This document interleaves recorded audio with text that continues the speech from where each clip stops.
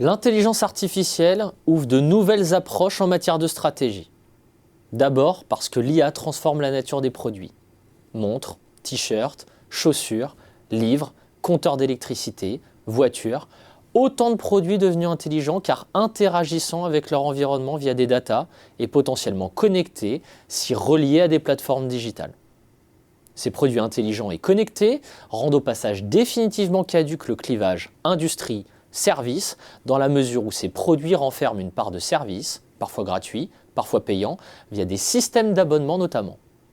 C'est le cas d'une montre connectée qui fournit des services de coaching à l'utilisateur via l'analyse de ses données d'activité. L'IA transforme aussi les services dans la mesure où ils sont traités par des algorithmes plutôt qu'à partir de ressources humaines. Cette substitution du capital au travail représente un changement de modèle considérable pour les sociétés de services.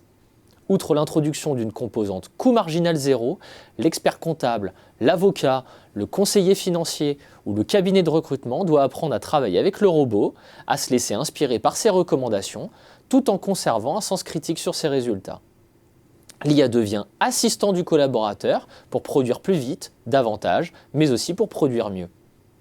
Le temps libéré par une IA sur des tâches répétitives et logico-déductives est alors consacré à des missions mieux valorisées par le client.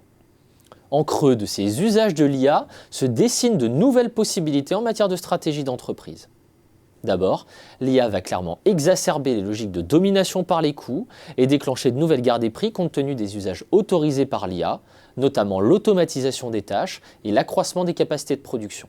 Les pressions déflationnistes vont ainsi s'accélérer dans certains secteurs et des mouvements de concentration risquent d'avoir lieu. Paradoxalement, l'IA élargit les possibilités de différenciation. D'abord grâce à un surcroît de qualité lié par exemple à l'emploi d'un chatbot par le service client qui permet de désengorger le centre d'appel et de proposer une relation client multicanal.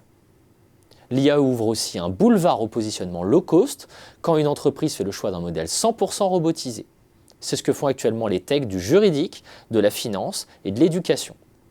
A l'inverse, une entreprise qui miserait sur le travail humain plutôt que sur l'intelligence artificielle, sur la transparence plutôt que sur la boîte noire du machine learning, se distinguerait elle aussi, par inadvertance, de compétiteurs trop focalisés sur l'intelligence artificielle. L'IA réconcilie aussi la traditionnelle opposition entre lutte par les coûts et différenciation. Des positionnements stratégiques hybrides deviennent concevables en mêlant le surprix de la différenciation grâce à davantage de travail humain et des logiques de volume permises par l'automatisation de tâches banalisées.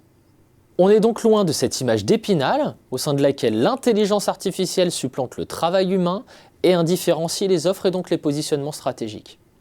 Au contraire, les entreprises qui font le choix de la boîte noire 100% intelligence artificielle, comme on en voit tant dans les secteurs de la tech, singularisent celles qui font le choix d'un modèle économique davantage tourné vers l'intelligence humaine. N'oublions pas que la technologie n'est pas une source d'avantages concurrentiels, mais un outil qui permet tout au plus de nouvelles approches stratégiques. Et c'est là l'apport le plus décisif de l'intelligence artificielle.